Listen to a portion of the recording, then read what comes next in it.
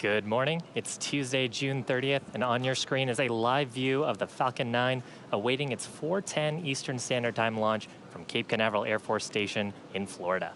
My name is Shiva Bharadwaj, and I'm a space operations engineer here at SpaceX headquarters in Hawthorne, California. And welcome to our webcast coverage for the GPS-3 Space Vehicle number 3 launch for the United States Space Force.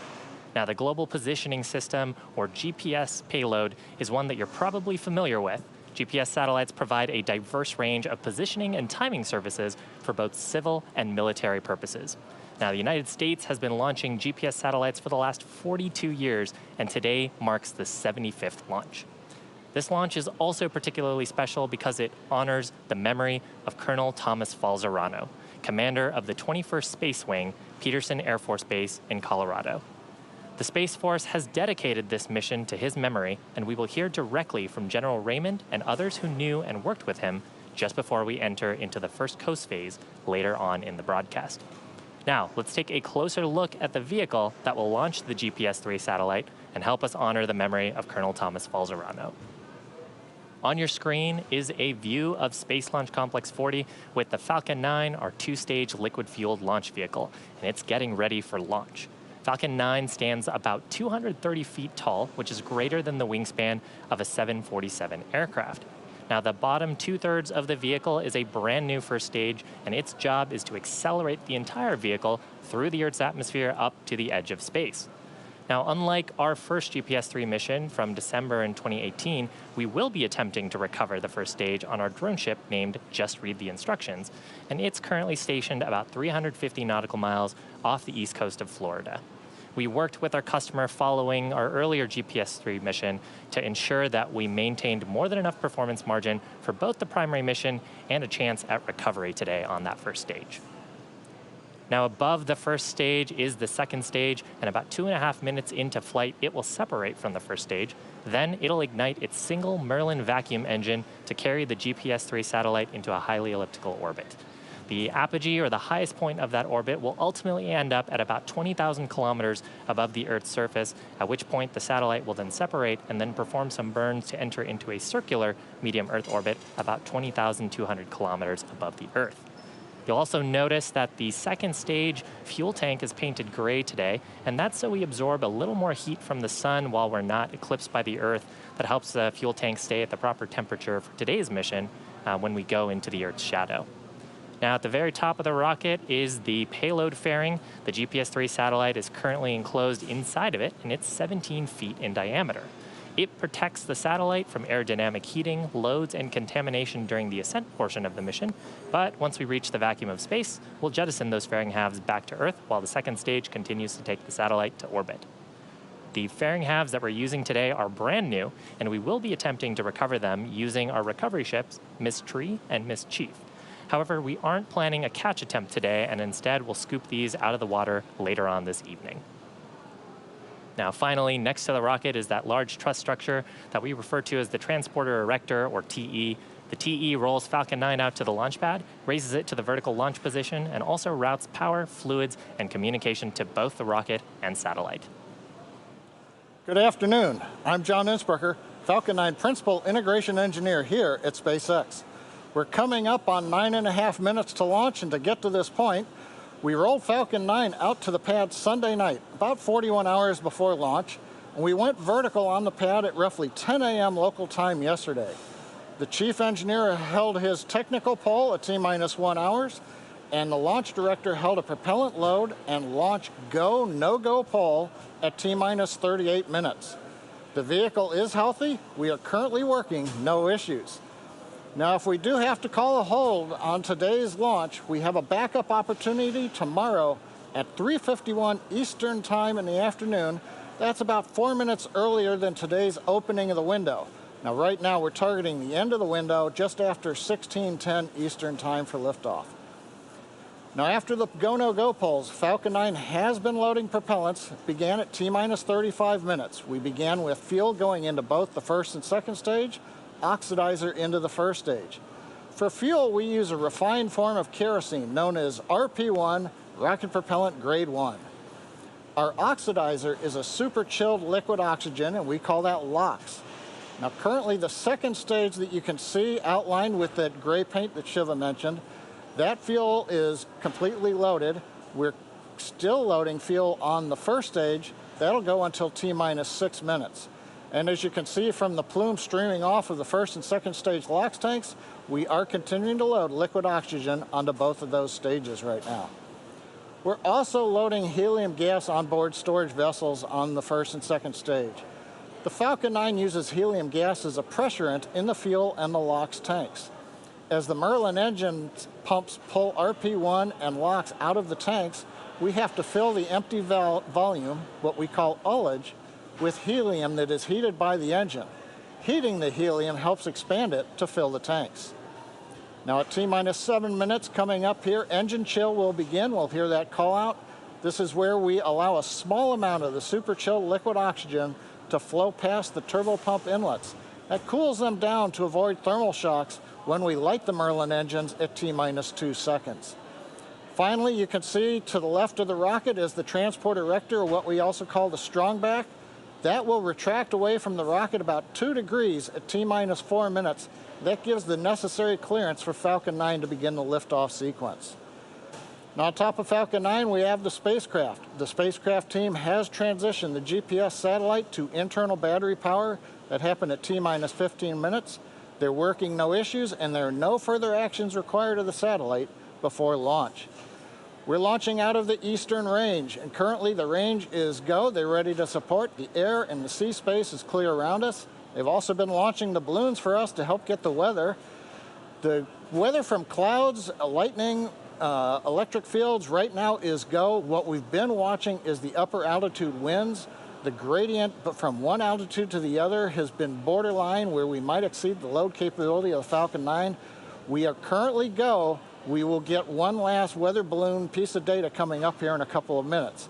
But right now, all systems continue to be go for a liftoff just after 4:10 p.m. Eastern Time.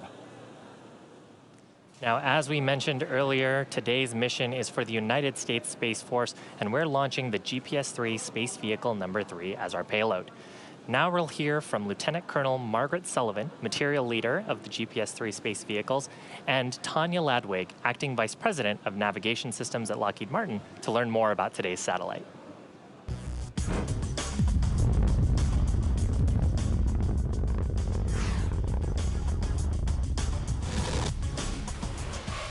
We use GPS every day. Today, everyone has GPS technology in their pocket.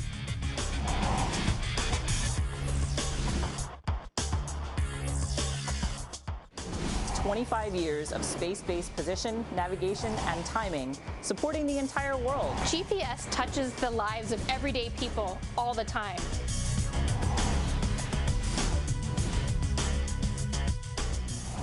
It's changed the way we work, it's changed the way we play with over 4 billion users worldwide.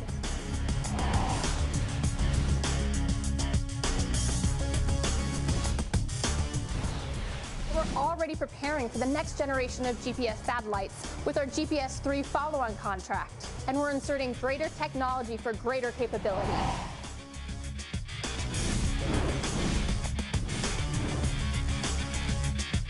The brand new United States Space Force owns this premier asset and provides this position, navigation, and timing service to everyone.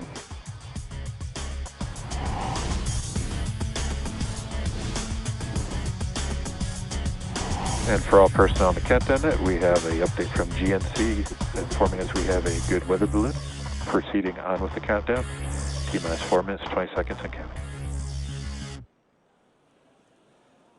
Today's GPS-3 Space Vehicle 3 mission is dedicated by the Space Force to the memory of Colonel Thomas Falserano, and we will hear directly from General Raymond and others who knew and worked with him just before we enter our first coast phase later on in the broadcast.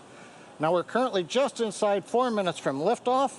We did get the good news just a moment ago that the latest weather balloon is go for launch, so we're going to continue to count down. We've begun retracting the transporter erector strongback away from the Falcon 9. You can see it on your screen. Moves back a couple of degrees to get us ready for liftoff. Now the Falcon 9 is now moving into the final stages of the countdown. The vehicle remains in good health. Fuel loading is complete on both the first and second stages. Liquid oxygen loading will wrap up shortly on the first stage and will complete at T-minus 2 minutes on the second stage. At 1 minute before liftoff, you'll hear the announcement that Falcon 9 is in startup. That means the rocket's own internal computers on first and second stage are controlling the launch countdown. The GPS-3 space vehicle continues to be go. The Falcon 9 team is tracking no issues on the rocket. The weather has turned green for us here in the last minutes, and the range continues to be green for launch. Now again, as a reminder, if we don't launch today, we have a backup opportunity at 3:51 p.m. Eastern Time tomorrow. First stage LOX load complete. Launch director has just called out that the first stage LOX load is complete. We're now loading just liquid oxygen on the second stage. Approximately half a minute, LOX loading should complete on stage 2.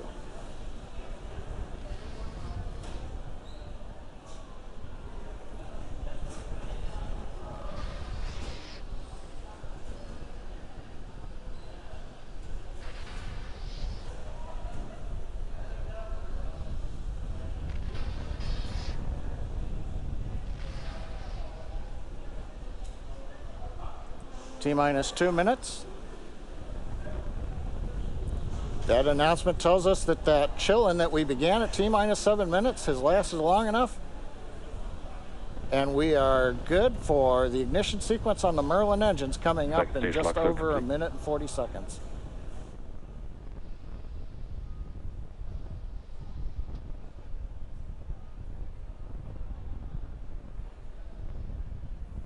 Now coming up in the background, you can see some white plumes coming off of the strongback. Gas close up started. There's a nice view. We have completed loading the second stage. We're now draining the liquid oxygen out of the plumbing that goes up that structure alongside the rocket. And as we vent off the gas, you get that nice long plume you see there where that humid Florida air meets the ultra cold gaseous oxygen, condenses, giving you that nice white fog. That's normal for this point in the count.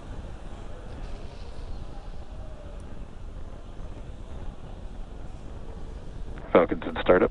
AFTS configured for flight. Launch director has announced we're inside of a minute. We are in startup on the flight computers. We are also beginning to pressurize stage 1 and stage 2 for launch. Mission directors, go for launch. We've heard the final call-outs. Mission director, launch director are go for launch. So at T-minus 30 seconds coming up, all systems are go for launch of Falcon 9 with GPS-3 space vehicle number 3.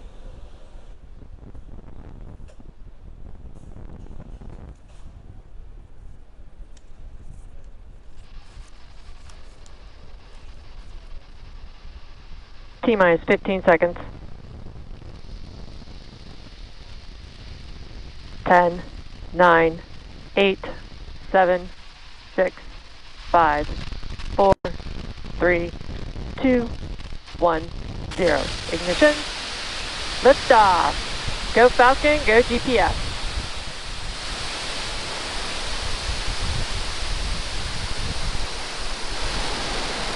Vehicle is pushing down right. Chamber pressure down.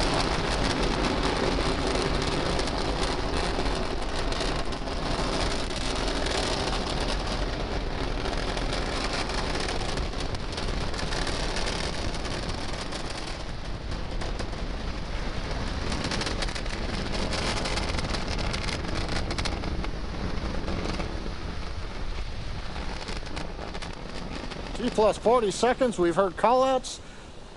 And now we're entering the throttle bucket. We're powering down the Merlin engines to relieve the acceleration as we get ready for the period of maximum dynamic pressure.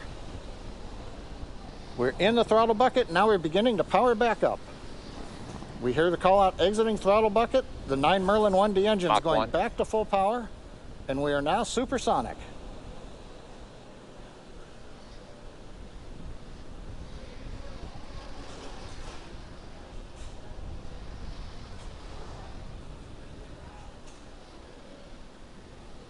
Max Q.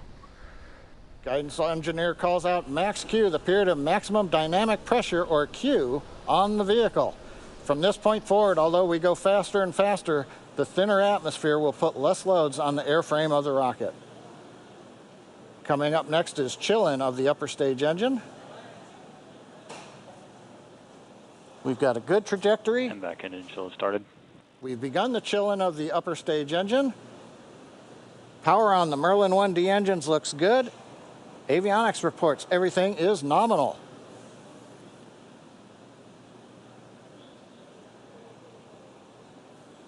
And we're T+2 minutes into flight. Next major activity in half a minute, shutdown of the 9 Merlin engines, separate the first and second stage, and ignite the second stage engine to carry GPS and the second stage into the first of 2 orbits today. This one will be the initial parking orbit.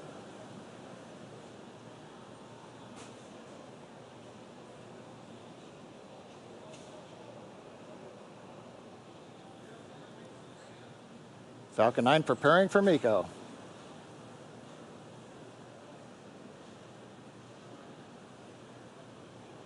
And MECO. Stage separation confirmed.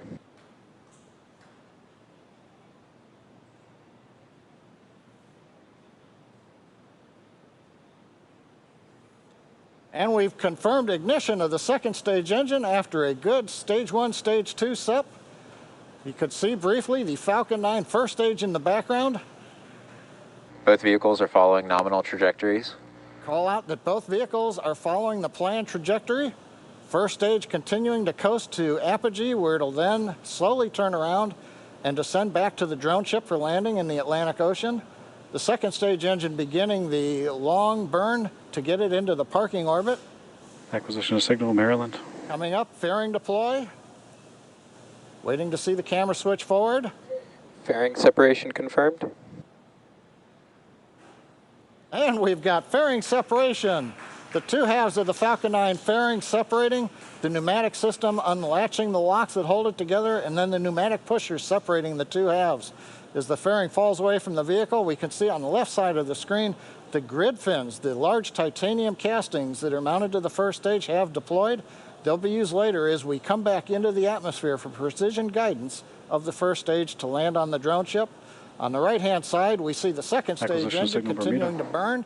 It's at full power. Everything's looking good with the trajectory. So at just past T+4 minutes into flight, everything is go on the flight of Falcon 9 with GPS-3, space vehicle number 3.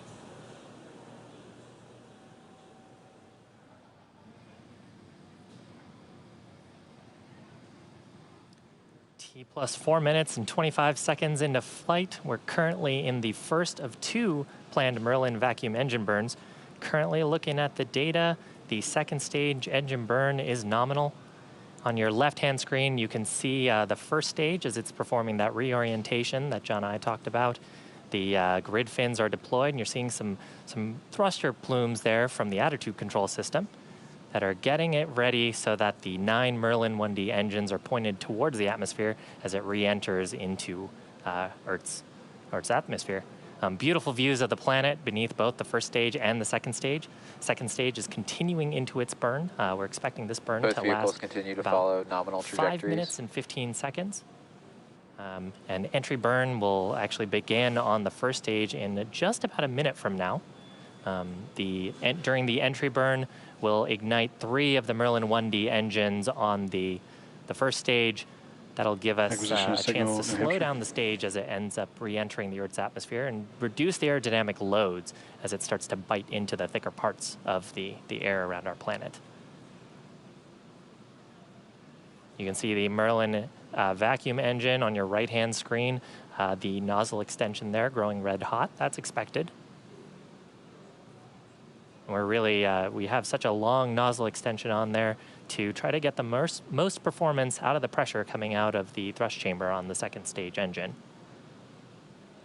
So coming up here in about 15 seconds is entry burn. Watch for that on your left-hand screen. That'll ignite 3 of the Merlin 1D engines, while second stage continues to burn towards that elliptical orbit with the GPS vehicle on board. Stage 1 FTS is saved.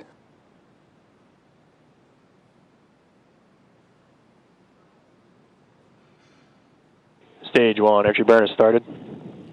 There's successful ignition of the 3 Merlin 1D engines on the first stage. We're expecting this burn to last just about 30 seconds.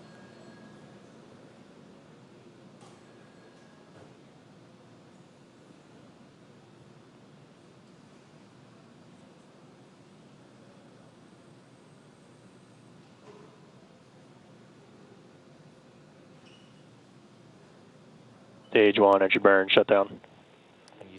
You see some bursts there. Successful shutdown of the engine and some attitude control bursts just to get that orientation right. Now, once we get into the thicker parts of the atmosphere where those grid fins have some aerodynamic control authority, they will do most of the guiding to take the first stage towards our drone ship named Just Read the Instructions, which is about 350 nautical miles off the east coast of Florida. Coming up at about 50 seconds from now, we'll have 2 events happening about the same time. The first stage will ignite its single center Merlin 1D engine for landing burn. About the same time, the second stage will perform secondary engine Stage cutoff. 2 is entered terminal guidance. Or SECO number 1. Now, while those 2 things occur, about 25 seconds later, the first stage will hopefully touch down on our drone ship. In between there deploying its landing legs. So watch for that on your left-hand screen. Stage 2 FTS is saved.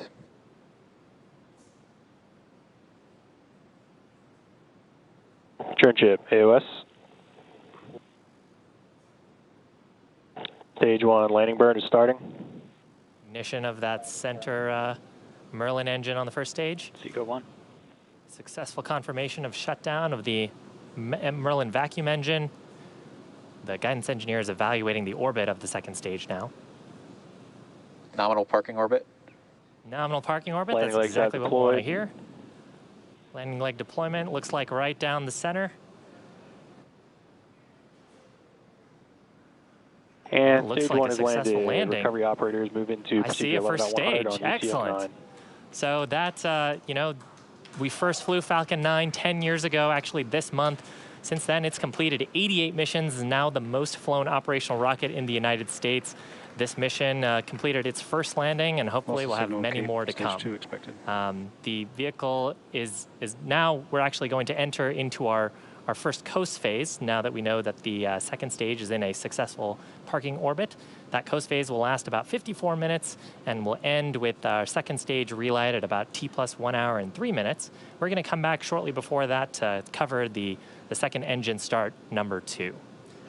Now, as we had mentioned earlier, today's mission is dedicated by the Space Force to the memory of Colonel Thomas Falzerano, commander of the 21st Space Wing at Peterson Air Force Base in Colorado.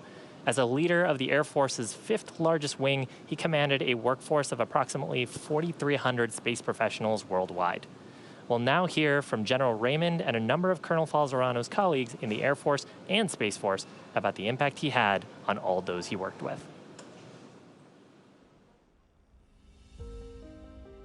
I can think of no better way to honor Colonel Tom Falzerano and his family than with today's launch of our 3rd GPS-3 satellite from Cape Canaveral. As a former commander of the 45th Operations Group, Tom not only understood the critical importance of our launch capabilities here on the Eastern Range, but he dedicated his entire military career to ensure our nation's space capabilities like GPS continue to fuel our modern way of life and our modern way of war. Tom was an incredible officer, leader, father, and friend who made a difference. He was in his prime as he led the 21st Space Wing at Peterson Air Force Base at such a critical point in our nation's history.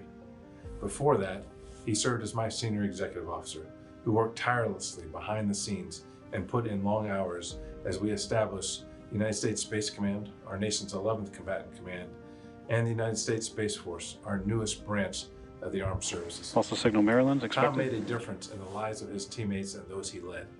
He will always be remembered for caring for his people while taking care of the mission. Tom had that unique gift of connecting with everyone he came in contact with.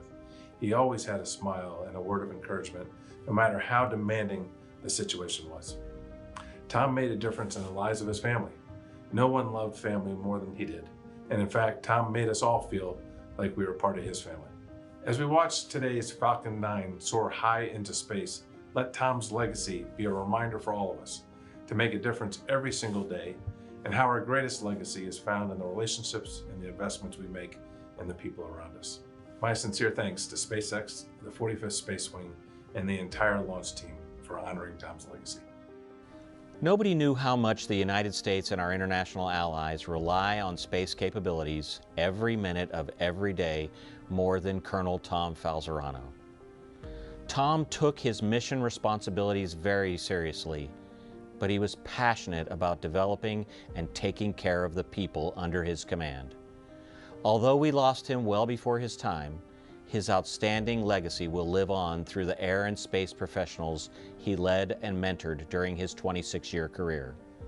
For Tom's family, and in honor of his memory, on behalf of the 6,000 professionals of the Space and Missile Systems Center, we will continue to protect and defend the global commons of space and continue to mentor our people, which he so clearly cherished.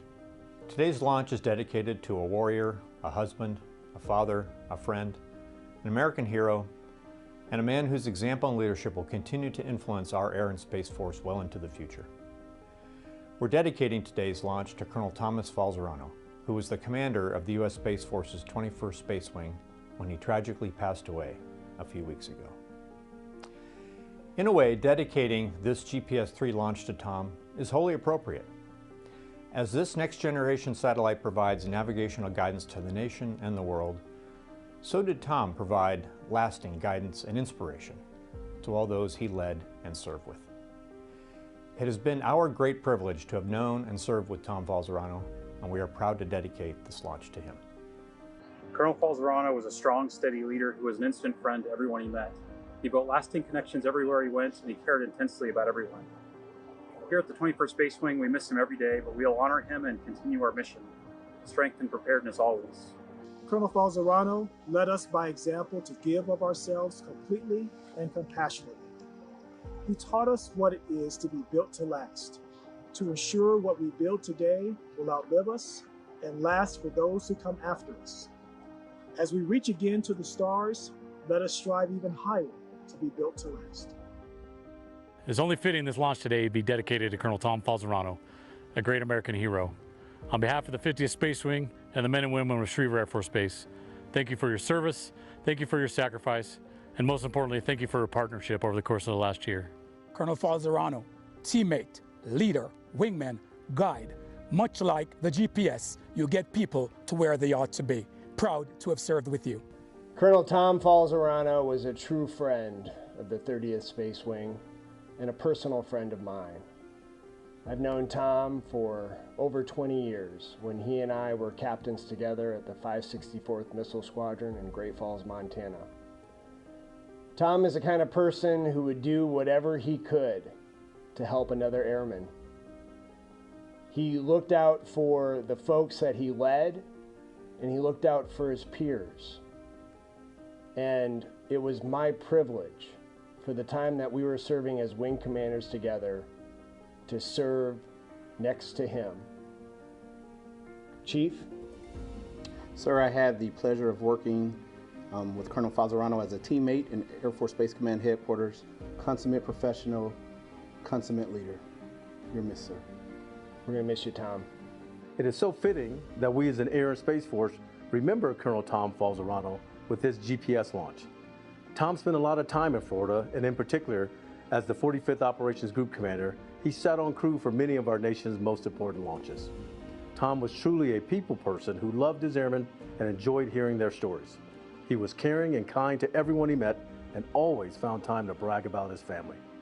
To Stacy and the children, it is our honor to represent the 14,000 men and women of Team Buckley and honor Tom for his leadership and service to this nation. For many of us who personally knew him, we'll light a cigar in his honor after a successful launch. Here's a toast.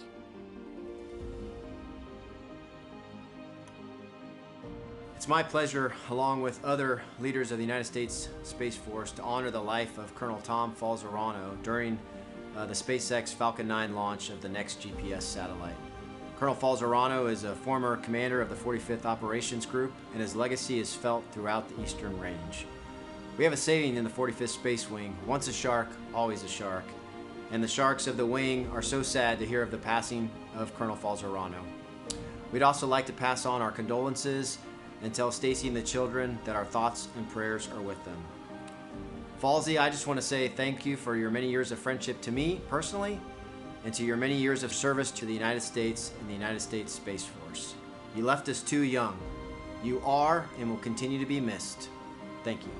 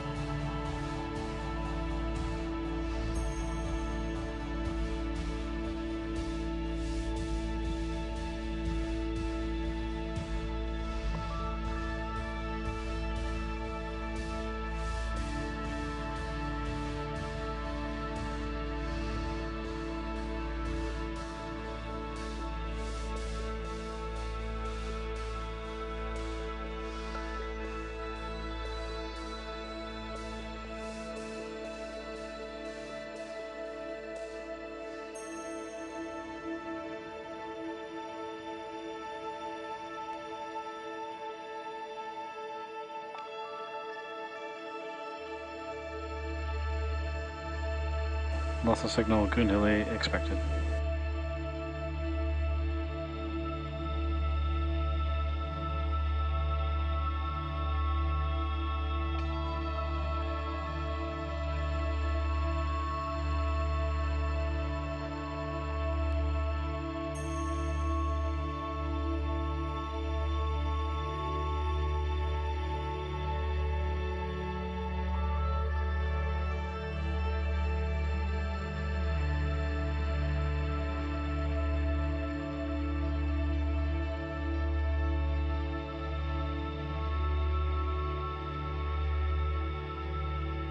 Loss of signal, Oak Hangar as expected.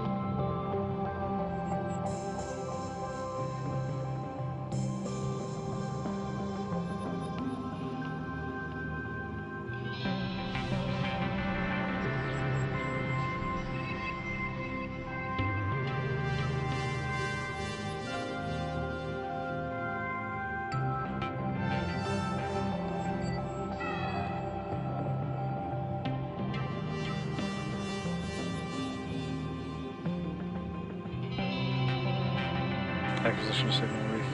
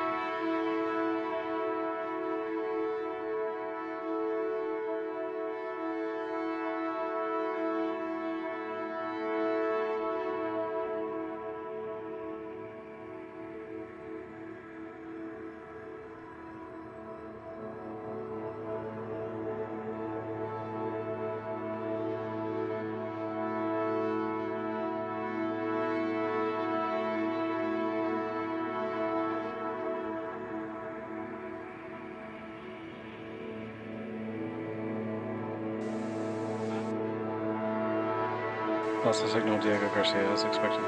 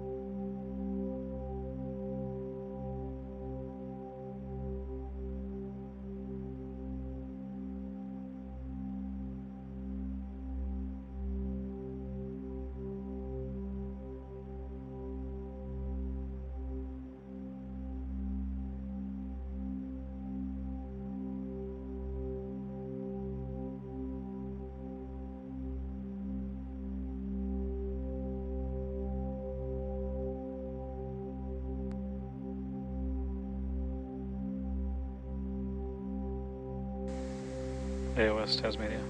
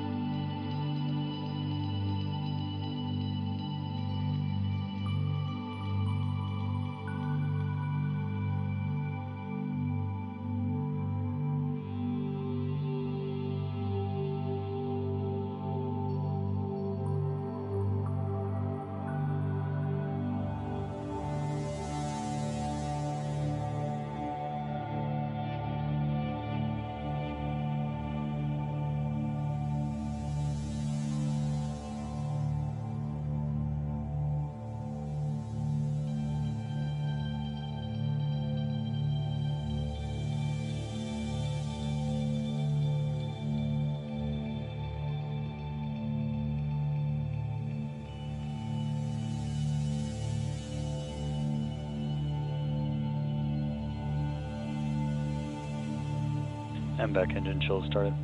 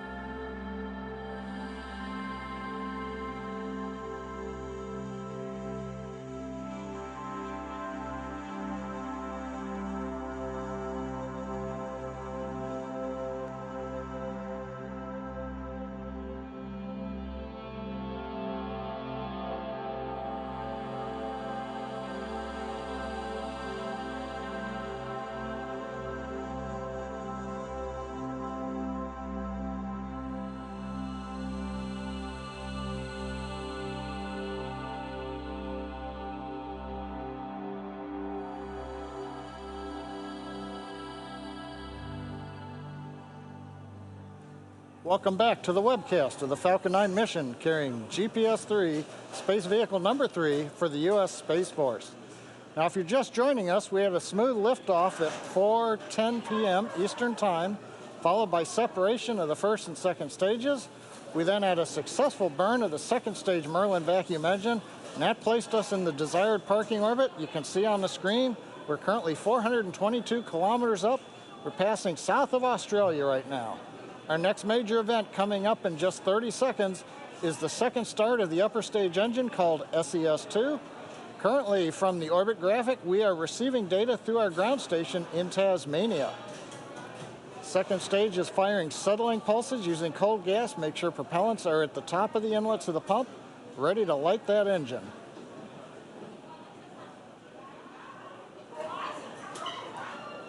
And we've got video of the upper stage engine. And we've got startup confirmation.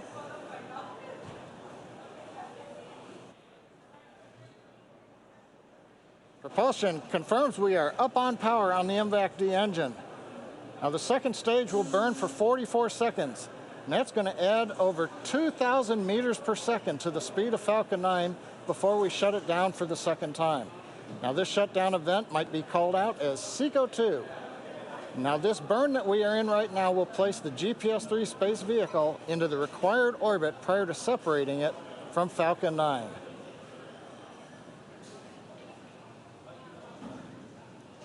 Views coming to you from 2 cameras on the bottom of the second stage as we switch back and forth so that we can see both sides of the engine. We've got shutdown, waiting for orbit confirmation.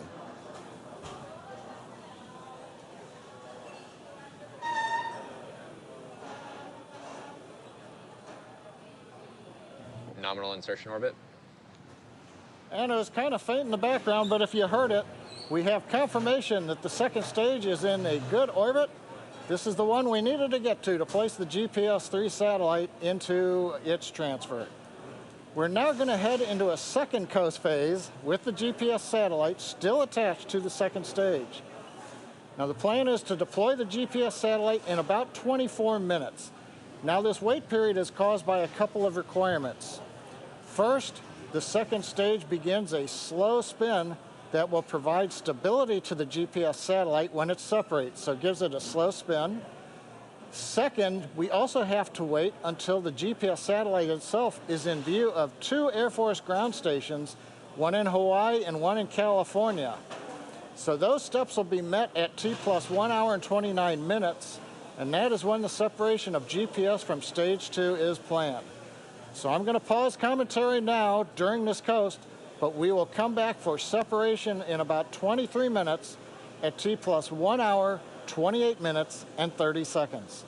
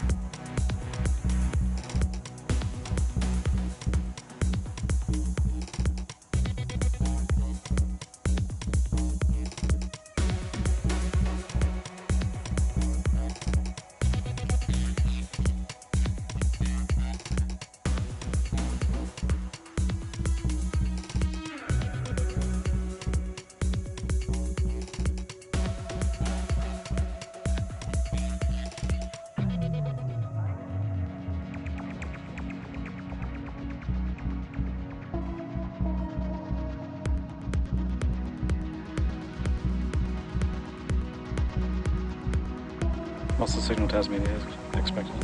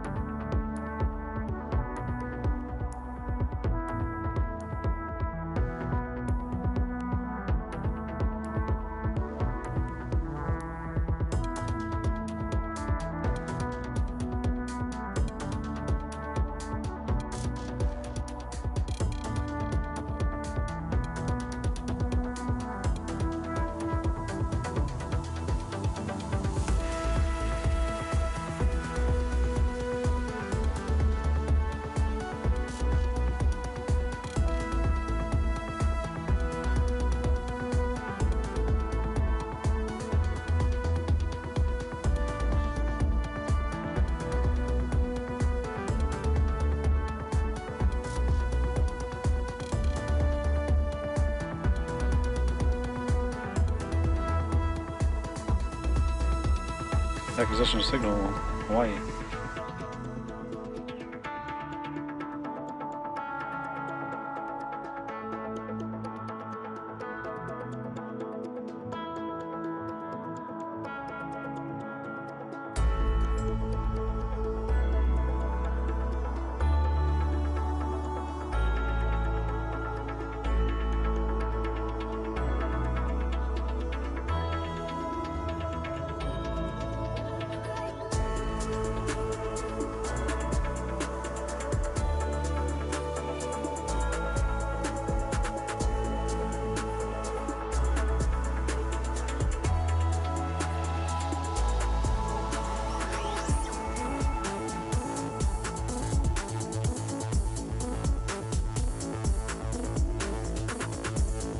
Acquisition signal, Vandenberg.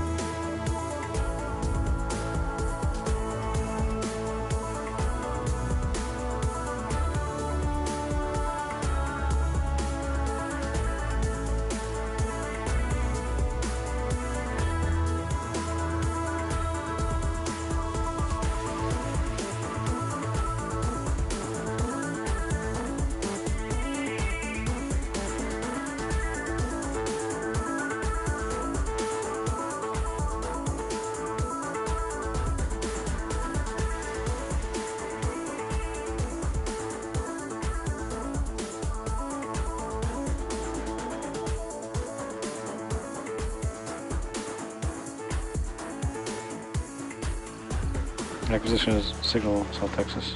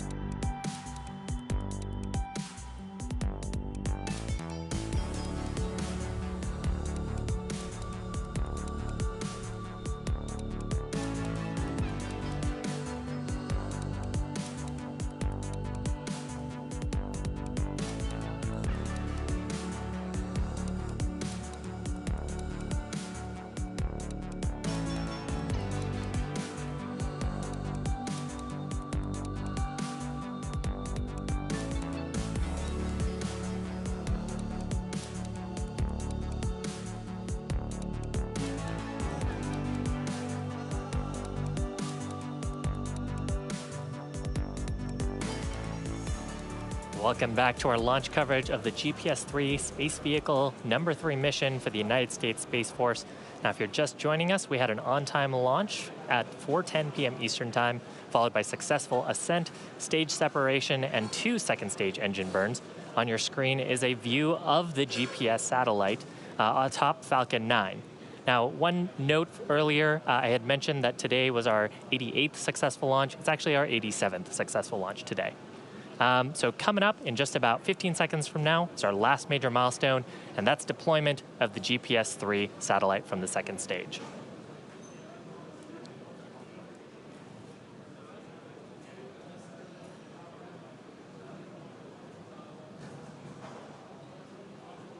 Payload separation confirmed. And successful confirmation of the spacecraft continuing on to perform its mission. From here, the satellite will undergo some activation checks and perform burns to raise into a circular orbit about 20,200 kilometers above the Earth's surface. And with that, that's actually going to complete our primary mission. Now, another note, if you were watching our webcast earlier, we accomplished another recovery objective today, and that is successful securing of both the fairing halves that we jettisoned early on in the mission. So we'll have those for use on a future mission. And that's going to bring our webcast coverage to a close. Great view looking at the GPS satellite moving away from the Falcon 9 second stage. We want to thank the United States Space Force for entrusting us with today's GPS-3 Space Vehicle 3 mission, and we also want to thank the satellite manufacturer, Lockheed Martin. SpaceX is one of 2 certified providers for national security space launch missions, and we're proud to be able to offer reliable, cost-effective launch services to the U.S. Space Force.